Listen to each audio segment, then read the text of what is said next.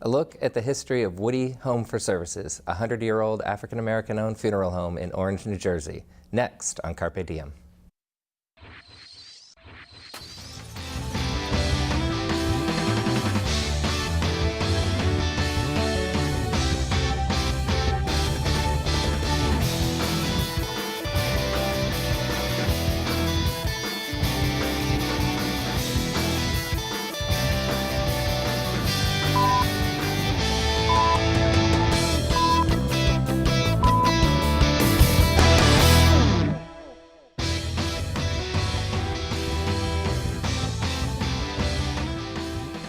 Thank you for joining us as we take a closer look at the history of the Woody Home for Services, a 100-year-old African-American-owned funeral home in Orange, New Jersey. I'm Chris Matthews, a faculty member in MSU's Department of Anthropology. We'll be speaking today about the founding of Woody's and its role as a prominent institution for African Americans in Orange. Joining me to talk about Woody's are President Ida Woody, Vice President Sharon White Grady, Manager John S. Lee, and Office Manager Sheila Myricks at the Woody Home for Services. Welcome, everybody. Thank you. It's so nice that you could come today. What we want to do is we want to hear some stories about Woody's as a place and as a part of your work and as part of your families. We know a little bit about that already, but it's something, a great story for us to share with a much wider audience, especially considering the business is 100 years old this year, which is really exciting. So how about we start by talking about the founding of Woody's and who was involved in that and how those people came to end up in Orange and open this business. Ida, would you like to start? Sure. My grandmother, Mary Coulson Woody, was the founder of the Woody funeral business in Orange. She was born in Petersburg, Virginia in 1874, and she studied nursing, married in 1902, and she and her husband decided that they would migrate north, as many other African Americans did at the time, for better opportunity. Her husband went into the funeral business, and she decided that in Newark, New Jersey, and she decided she would open her own business in Orange, and she was the first woman licensed in the state of New Jersey as a funeral director in 1913, which was pretty amazing. Wow. Yeah. Right. And do you have any idea why she chose to go into the funeral business, or why she and her husband did? I really don't know exactly why they did. I guess it was a business that, you know, a black person could there weren't many professions open to black people at the time. I see. Teaching, medicine, a lot of professions were closed to blacks. So she probably part of her nursing career, she decided this was something she could do. Oh, that makes sense. Yeah. Right. Yeah. And you all could tell us a little bit about her. I know that some of you knew her, some of her, and maybe not all of you, but we know that she's an exceptional woman, and it would really be great to hear more about Mary Woody as a person, as a member of the community and everything. Well, she was very active in civil rights. She was a founding member of the NAACP in the Oranges, and she was treasurer of that organization in Orange for many, many years. And she was very religious. She traveled all over the country going to conventions for the NAACP and the Urban League. She was quite something. Right. Yeah, yeah. That's great. John, do you remember her at all? Yes, I do. I came, at the time that I came, I guess I was 16 years old. Okay. And I had the opportunity of working with her on a couple of her services. And it was rather different than what we had been doing before. Before it was all fellas. I mean, Mr. Woody and Mr. White and everybody. And then Mrs. Woody came, and when Mrs. Woody came, everybody stepped back and she took over. So it was a little left to right. Oh, okay. It was different. Can you talk a little bit more about how it was different? That's interesting. That Usually, when we got ready to go on the service, you dressed up, of course, and you know what you're going to do, and you're going out the door and you start to do it. With Mrs. Woody, when you got ready to have a service, you had inspection, like military I type. see. And she checked your shoes, your pants, your shirt, your tie, your hands, top and bottom. And then if you passed her inspection, you went on to service. Oh, I see. Wonderful. If you didn't, you went home for a week. Oh, okay. So very serious. Very Yes. serious. Sharon, do you remember Mary? I don't. I do, through my father and everyone that works at the funeral home, heard stories about her and how generous she was. She was stern yet very, very fair and loving to her family and generous to the community. I know Sheila has told me stories about how she would take people on trips, and she was just a real driving force in the community. Sheila, can you tell some of those stories about going on trips, things that Mary would do? I get most of my stories from my mother, Okay. who was Mary Woody's niece. Oh, okay. Yeah, my mother's still alive. But she would say how they would go to New York, to Radio City Music Hall to see, at that time she said there was a show as well as a movie. And she would take the kids, there were 5 children in my mother's family, and she would take them to New York so they could see the show. And let's see, other than that, I can't remember. I know she would come to Williamsport, Pennsylvania, because that's where my mother's father was her brother. So she would come up there and visit, and sometimes she would bring them home or bring them back to New Jersey for a little visit. But other than that, my memories of her were going to her house after church on Sunday. We would go and visit. She used her nursing skills taking care of her sisters. There was one sister in New York that she took care of, and another one that she brought both sisters to her house and nursed them until they passed. And we would go to her house after church, and we'd visit a little bit with her, a little bit with the other aunts. And she was just a nice person. Is it all right if I talk about a little bit of business that I was on? Oh, absolutely. She also would take care of older women. As my mother put it, they were old maids. So even though she was kind of like semi-retired, if an old woman passed and she was an old maid, well, we called her Aunt Mary, she would come and embalm the woman, dress her, and then the men would go ahead and casket her. And that was because the women, they were never married, so they didn't want men looking at them even though they were dead. So she would go ahead and take care of those women. And other, like her business, she did own property. She had property in Orange, East Orange, and Newark. And some of those properties, like Ida would tell you, she gave to people that needed a place to live, a decent place to live. She would give them a house. Wow. So those Very, are, very I remember generous. seeing her one day on the street that we lived on, and I went home and told my mother, I said, oh yeah, I saw Aunt Mary up the street, and that's when I found out that she owned that apartment, and she was there getting the rent from the tenants. So, wow. Ida, do you remember her doing that? Taking care of folks in the community like that?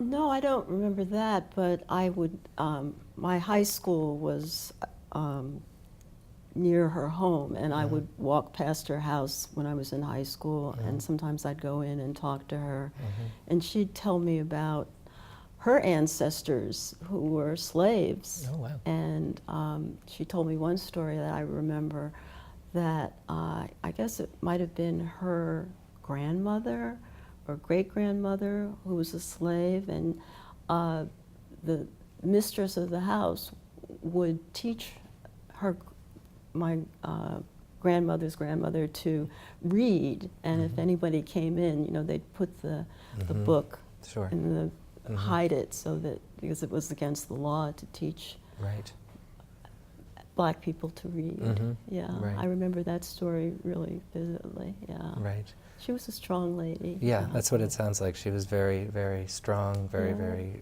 you know, because she knew that she had to take care of people, and she knew she could. When did she pass away? I believe it was 1966, 67. I was in college. Okay. Yeah, yeah. And by then, her son, T. Coulson Woody, had come into the business. Right. And so I thought maybe we could talk a little bit about what we remember of him. Yeah. When did he come into the business, and how was it perhaps a little different with him in charge? Well, he wanted to be an accountant, but as I was saying, even in the 30s, well, especially after the Depression, you know, there weren't opportunities for many people, and especially black people.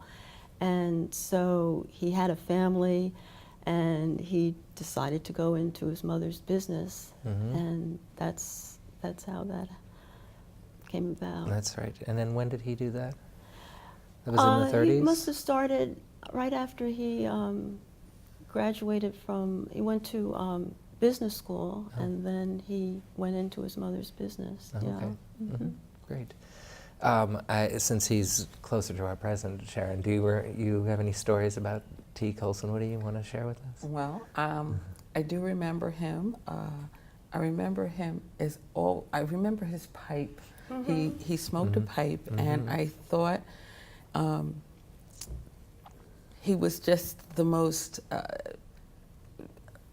don't know, he was just so nice to me all the time. I was young. I think I was about 15, 16 when he passed away. So I remember more as a youngster, and the funeral home was a place where my dad worked. Right. And I know many people look at funeral homes as being a place to be afraid of, but I looked at it as another home. And I would like going there after school, and Mr. Woody would be there, my father would be there, and I would do my homework there sometimes, but he was great to be around. He had a great laugh. Yeah. I do remember that, and you know, he was just a great to be around for the time. Sure. I remember. Thanks. John, was T. Coulson as proper as his mother, as far as getting ready for the services? No. No, okay. No, not quite. He was a easygoing, easy-spoken, soft-walking person, and when he spoke, it was like rhythm. You know, everything was. Okay. And he light his pipe up. When he light his pipe up, it was time to go. So he would go. So he kind of ran things a little differently, a little bit by Totally different. Yeah, His mother. totally differently. Yeah, totally okay, different. totally differently. Okay. Sheila, do you have anything you want to say about T. Coulson Woody? I just remember when I wanted to go into the business, I would write him letters asking if I could come and just hang around, see what it was like. And he wrote back, you know, just come on by. And I started going by on weekends and vacations. And I remember he went away once I had been there, I guess, for a couple of months. And he went away, and when he came back, he said, "Are they taking care of you?" And I really didn't know what he was talking about. I figured everybody was nice to me, so I said yes. He said, "Okay, well, you run this service." And I was like, "Oh, that's what he meant." And I really hadn't been taught how to run a service. So, but he was nice about it, you know. After that, I did learn how to run a service. I guess so, right. Yeah. But I just remember being a very nice, very kind person. Go ahead. I do want to mention, as I joined the funeral home and as I became a funeral director, it was interesting in talking with fellow funeral directors. I learned how many morticians, funeral directors in our area got their start at our funeral home. And that speaks to, I think, the generosity and maybe easygoing.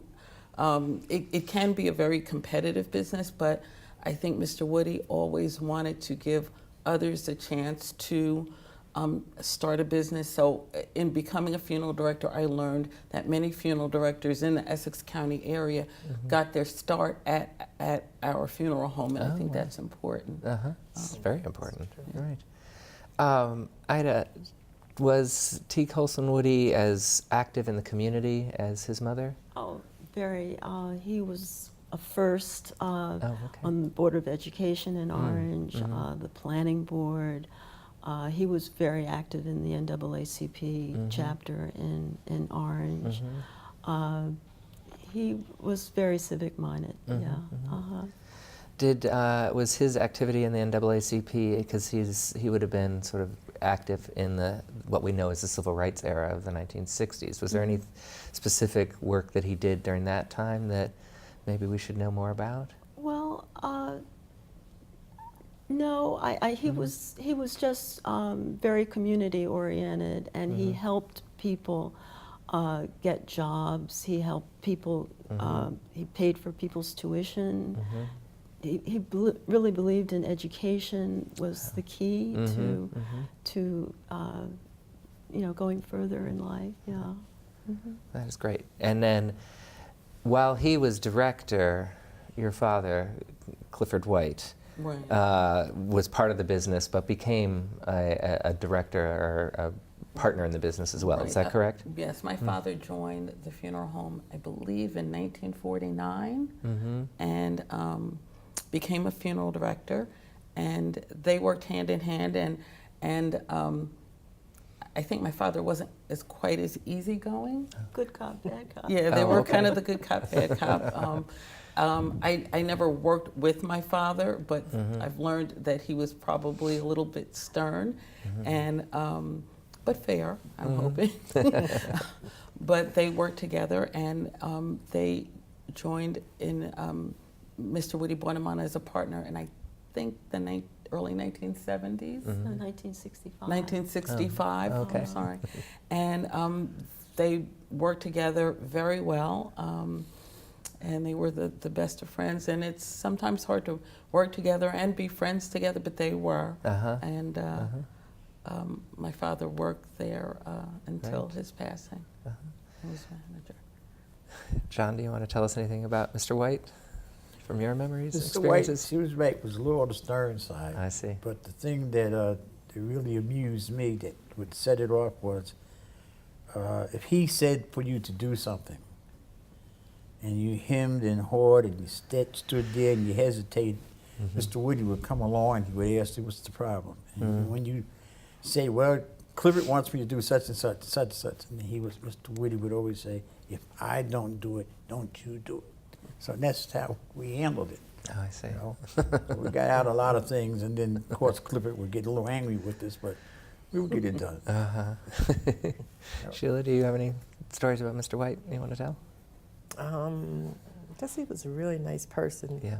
And as we said in our other talk, the fellas decided they wanted to change the colors of their shirts. And Mr. White was like, no.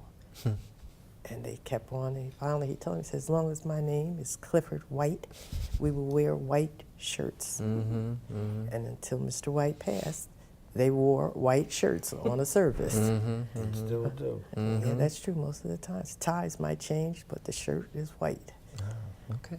So, but he was a very nice person. Right. Very nice. Right. Was Mr. White, like T. Coulson Woody, sort of active in the community in ways? Yes, he was. He was more active in the Newark area. He was on the board of the Boys Club in Newark, and he was instrumental when they opened their big facility in Newark. He was also a member of NAACP in the Newark branch, but he was very active in our church. He was chairman of our trustee board at Bethany Baptist Church, and he was head of that when our building fund decided to build a new church. Our church is a little over 140 years old, and he was helped to spearhead the new facility when it was built in the 70s. So he was active in the community Wonderful. as well. Wonderful. you mentioned that the funeral home doesn't necessarily have just the ominous associations with the ending of life and the planning for burial and like that, but also that you saw it as a place to go, as a place to be, as a place in the community. Can we talk a little bit more about how Woody's in particular kind of was a place that people in the community knew, that they visited, they stopped by? Sheila? It just seems like people now, well, over the years, they come to us, and we kind of laugh because it's Woody Home for Services, and people come with all kinds of requests. You know, Right. now here lately, it's can you fax something for us? Can you make a copy? Oh, okay. They also come looking for relatives that we've buried. If we could give like the little family history, write up or print out whatever we have, like referring to their relative. So we just see people come in, use the bathroom, you know, get a calendar during that season. You know, Go ahead, Joe. And I also, well, going back through history, because the funeral home was there and most of the people there that worked there had attained, I guess, some educational advancement. Many people, or some people in our community, needed help when it came to things like, from simple things like reading forms that we may take for granted. If we had people in our community that couldn't read or couldn't interpret things that they were sent, they would come to the funeral home and we would help them fill out forms. The big thing is growing up, and not as much now, we were a place that people got their income taxes done. And that was something that was done for many, many years. And Mr. Woody and my father and several other people would do income taxes, prepare income taxes for people in the community. And almost as much as during that time as funerals. Oh, really? They'd make appointments, or they would just come and line up and to get their taxes done. So that was something that a service that the funeral home provided. And as Sheila mentioned and Ina mentioned before about education, even today we have requests or appeals from community organizations to assist with, educational efforts, whether it be organizations or individuals. So, we do look at ourselves as a full service community. And I think one of the things that keeps us going is that we're able to help some community, or I guess residents, kind of tie their past. They're really, it's kind of interesting. They like the fact that we can maybe know their relatives. Sure, that makes sense. Or and offer that link that they may not have. So we continue to do that, and it's interesting to be able to help them do that. Right. Well, that's really interesting. Yes, all the different ways that a business like yours can serve the community. One of the things that's on our agenda for our project is to understand the community a little bit more. And one of the things that I learned when we've met before was how Oakwood Avenue was a place of a lot of African American businesses. And I know the school is there, and I know Woody's is there. But who else was in the neighborhood that would sort of made up the community? Oh, let's see. John? Yeah. Who do you remember being down on Oakwood Avenue? Oakwood Avenue basically was, I can say, I guess about 3 blocks long. It wasn't 3 blocks long, but that's how everybody lived within those 3 blocks. And starting down on the other side of the park, or by the park, was Dr. Longshore. And the more you stayed around, you found out different things, and then you didn't think of it as a neighborhood. Because when you came up the street, it was Dr. Catlett, who owned the drugstore. When you came up the street, there was a couple of more people. Then there was Reverend MacGyver. And there was a couple of more doctors up the street. So it was a little kind of business-like. Grove Street was like the center of town. Okay. You go to Parole Street to get anything you wanted. I mean, Right. up and down Parole Street, you never had to go to Main Street. Unless you were going across town or something. But other Right. than that, you go up and down the streets and everything. The Y was there. Right. Why, yeah. Yeah. The YW was there. Oh, okay. Yeah, and the churches were there. So you had everything right there. All right. So that, I mean, so the Ys are, did you all go to them? Oh, sure. What would you do there, for example? Well, they had a swimming pool. Yeah. They had day camp, summer camp. Day camp, yeah. summer camp. My sisters had ballet, and it was not just for Orange. African Americans from all over. In fact, Dr. Lassiter from Madison would come all the way down to the Orange Y because that was, So- a mecca. That was Right. one of the few places. And there was a women's Y and a men's Y, and they were both on Oakwood as well? Right, So right, it really was a really thriving central place for Yeah, African Americans, not just in Orange, like you said, but from Right, other from places. all over. Wow. Yeah. Yes. Well, that's very important to know. Go During ahead, the John. week, you would see all of these different individuals up and down the street, the different doctors and everything. They would wave at you.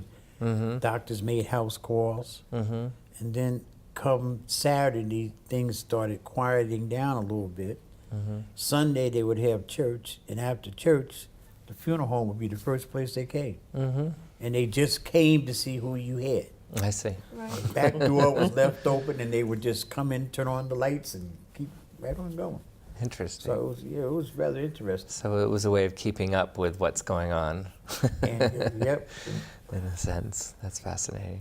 what's going on? Right. Well, we only have about a minute left. Is there anything, any topics or any stories that you want to share? Well, I think, not so much a story, I think one of the challenges or the issues that funeral homes all over, not just our funeral home faces, is how to connect or connect the past with the technology we're facing Okay. today.